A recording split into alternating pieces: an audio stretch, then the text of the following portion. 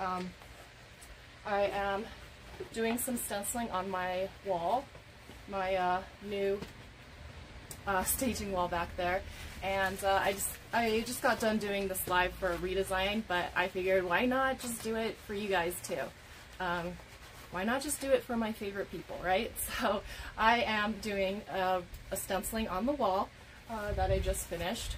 It's going to be a raised stenciling using the Venetian metallic plaster. So I'm using the metallic plasters to create a very subtle raised stenciled effect. This is the plaster that I've been using. So this is the metallic plasters. See, I've used quite a bit of it, but this is metallic plaster, especially metallic. So, and it's called antique lace. So this is the antique lace one, which is kind of the off-white, like a pearly white sort of sheen. And my plan is to create the lace design that I used to have with my gray wall, but I'm just going to kind of replicate it on this wall, except it's going to look more, it's going to look different because of the color, and it's going to look less noticeable. It's not going to be as noticeable. You're going to only be able to see it at certain angles and stuff, but I think that's cool just to have that like little surprise, like pop of surprise with the stenciling. And since it's going to be like a permanent wall, I want it to look a bit more neutral, you know, so that it fits with any type of style that I'm trying to do with this. Sorry, my hands are sweaty, so this is not going on well. Okay. I'm wearing gloves because it gets dirty. So, and this plaster is so hard to get off. You don't want to mess around with trying to get it off. Okay. Right. So I'm just going to clean my trowel up a little bit. I already have it up on here. I've been like scraping it, so this part's already done. But I'm going to show you the other part of it. So I'm just going to peel this off too. Okay, so that's the one over here. I don't know if you guys can see it. I'll move you up closer so that hopefully you can see it. So hopefully you can see the pattern on here, the lace that's on there. Sorry, it's metallic, so you know how that goes with it being more subtle and stuff like that. You can't quite see it as well as I would like you to, but here's a close-up. Isn't it pretty? It's like a wedding cake. It's like a wedding cake on a wall. So this is the stenciling I've been working on right here.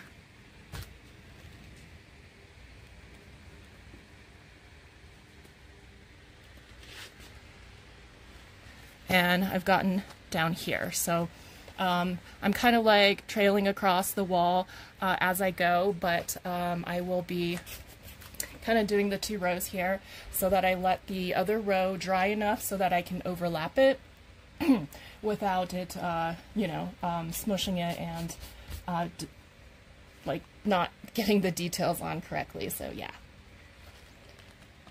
All right, thanks, Cynthia. All right, I know you guys asked me for a demo, so I definitely wanted to share it. All right, is that a good enough angle right there? Hopefully. So with the stencil, I have already used the 3M on the back. This is the adhesive that I use to spray on the back of the stencil in order to mount it so that it stays on the wall. I prefer that especially when I'm doing a large stenciling like this. It just helps hold it in place without destroying the details and making it nice and neat. Also helps with the bleed through. So for raised stenciling especially, I like to make sure that I use a spray adhesive for that so it doesn't you know, lose its detail. Alright, so I'm going to line this up and try to get it correct. Oh man, it is hot. today. Okay. I don't know if it's hot where you live, but it is certainly hot here. So this plaster, by the way, dries very, very quickly. Extremely quick, which is why I was trying to work fast, because it dries and then the little gaps get like closed up. It only takes it about 5 minutes maybe to dry, so it's a good thing. It also means that you gotta work fast in order to get it on completely. Right. Oh shoot, it slid. It doesn't matter. I mean, it didn't ruin it because it's all dry, but oh shoot. I gotta press it down more. I was trying to spray it so that it wouldn't be too much, you know, so I don't get any residue on it, because that's where you get the residue and stuff, is when it's not on well when you're doing it. Okay, so nice and flush on there with the stencil. Okay, and I get the trowel. So I'm basically going to be putting the metallic plaster on this trowel. I'm going to do a little bit at a time so that it doesn't you know, like spread through, and it stays nice and clean with the trowel. I'm finding out this trowel is very useful for many things, and I really like it. So sorry, it's little clumpies, you know, as it dries it gets these little particles in there, so that's why you got to work fast. So I'm adding a little bit on the trowel right here. This is called antique lace. That's the color of the plaster that I'm using, but I'm adding a little bit of silver here and there too.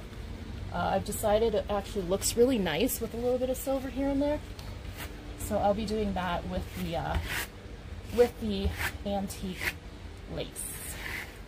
So with the trowel, basically I'm just scraping it with the edge of it. It has a very sharp and clean edge, so this helps scrape it across evenly without getting it in the other areas. Plus it flattens it down, so I'm beginning to see why you use trowels for walls, because it just makes it nice and smooth. So I've decided I like this one a lot better than putty knives for the texturing. I think it works so much better. So anything nice and neat is always good for me. Alright, I'm just kind of scraping it too, because I don't want it to, you know, get too much on here and then dry up, and so then I won't get the nice detailing with that.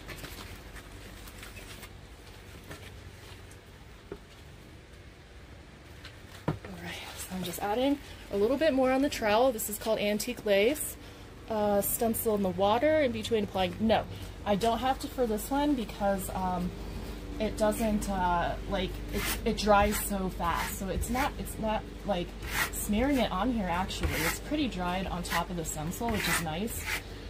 With the other sort of pastes that take longer, it is a bit more of a challenge. I do end up washing it in between because some of the paste gets underneath too, and so I don't want it to, you know, get on the wall or whatever surface it is that I'm stenciling, so that it you know, it doesn't look nice and clean. So that's like one of those things. Now I'm going to add a little bit of the gray, which is called Shimmered Moon.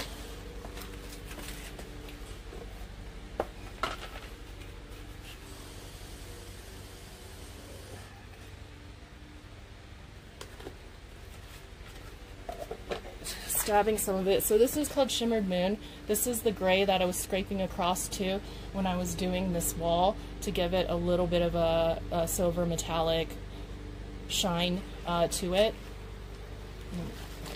So I'm just going to do a little bit actually on top of the areas I already did. I want it to be random. I don't want it to be, you know, too much in one spot or another. I just want that really subtle effect to it. just like the wall itself, so just a tiny bit of the gray and not too much, because I prefer it to be more white than the gray for this one. So just gonna scrape it sharp so, you know, it doesn't waste anything. I don't like to waste anything, so it helps keep the use of the plaster at a minimum of what you need. And the stuff is not cheap, so, you know, I would definitely not want to waste it. But I think you can create your own metallic plaster by adding mica powder, I believe, or metallic paints. I have not done that yet, so do not quote me on that, but theoretically I think you can. So, but I am getting a plaster called Shimmer Stone, and that I will be mixing with metallic paints. So I'll show you guys how that one turns out. Lots of different plasters I'll be doing on top of the Venetian plaster that I have coming in too, so it'll be a lot of plastering. And maybe I'll inspire you to do a wall. Okay, so I'm going to do a little bit more of the white in these other areas.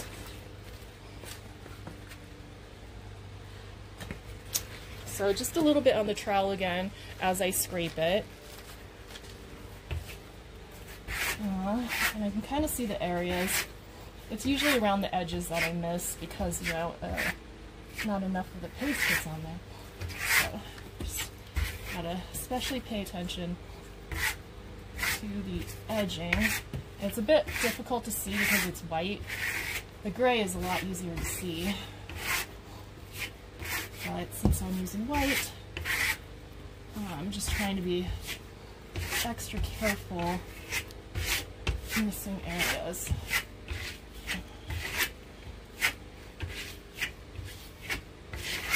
And with this plaster, it's interesting because the more you polish it, the shinier it looks. And by polish, I mean scraping like that across the plaster. So the more you do that, the more translucent it looks. It's really, really cool.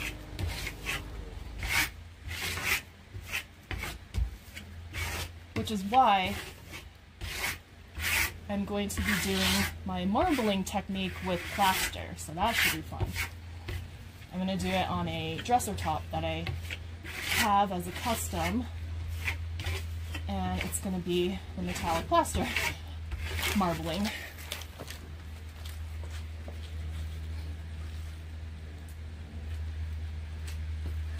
Alright, so I just get a little bit right here, and I should be good.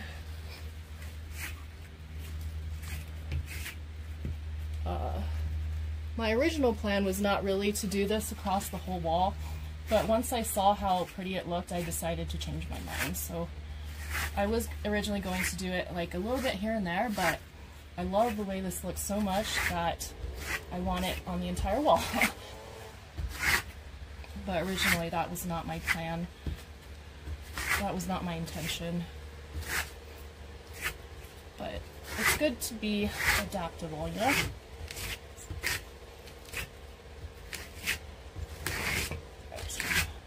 Swipe this over. So the areas are not filled. That's the problem with the more intricate stencils.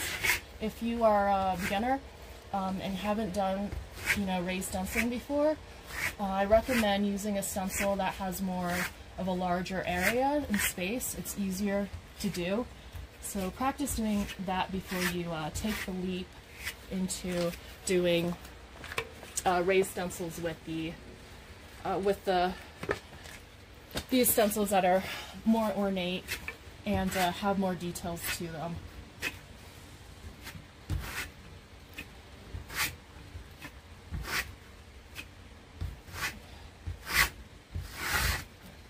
So I'm just trying to sweep it up and off. It's like clumped in one area. I'm trying to get it over here. Okay, I think I got it. I think I did. Alright, so I'm just going to scrape to polish it. So it gets more polished. I think I want to add a little bit of gray there, so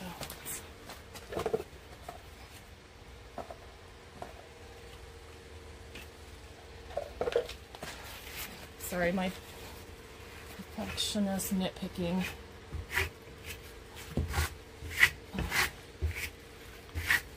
As always. There, okay. That's why it took me 2 days to do this wall, because I was like literally going over every surface area and looking at it and trying to decide if it was covered well enough.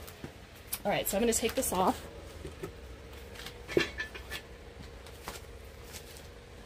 Oh, shoot. Yeah, see, this part didn't come off. I dried too much, I think.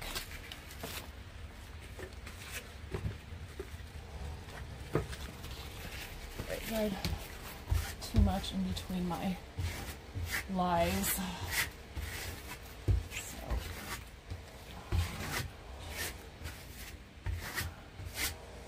Looks like I didn't get all of the areas. Okay. It dries super fast, and it allows you to overlap because of that, but you can use any paste that you want. Any paste will work, so you don't have to use fancy paste. You can use any sort of paste that you have available readily. So, but this is the beginning. When I was starting it out, and then I went across here, and then I did a little bit of gray here. So there's that. And there was my sad attempt to do another live. And there you go. Yeah, it went fine on here, but it just dried too much while I was blabbing, so.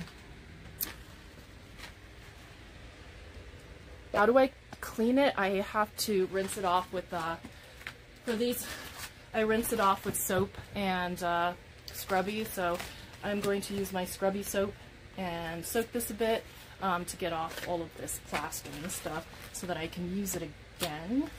Styrofoam stuck on there. So I'm going to clean this off, and but that's basically how you can clean it off. You can soak it in a bathtub if you don't have like a big sink. Sometimes I just use the bathtub and soak it in there for a little bit, and I take it out, and then I use a little brush thing and just like go over it with the scrubby soap and stuff like that for that one. So, but yeah, this is pretty much it.